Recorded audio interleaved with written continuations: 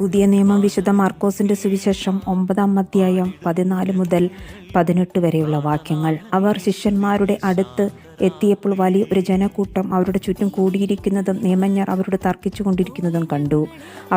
അവനെ കണ്ടയുടനെ ജനക്കൂട്ടം മുഴുവൻ വിസ്മയഭരിതരായി ഓടിക്കൂടി അവനെ അഭിവാദനം ചെയ്തു.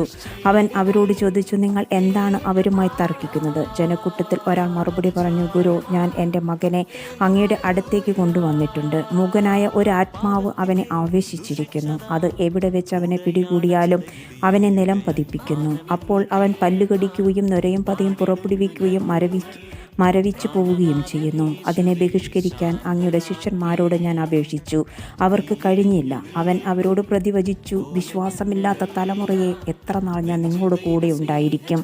എത്ര നാൾ ഞാൻ നിങ്ങളോട് ക്ഷമിച്ചിരിക്കും? അവനെ എൻ്റെ അടുക്കൽ കൊണ്ടുവരൂ. നമ്മുടെ കർത്താവായ മിശിഹായ്ക്ക് സ്തുതി.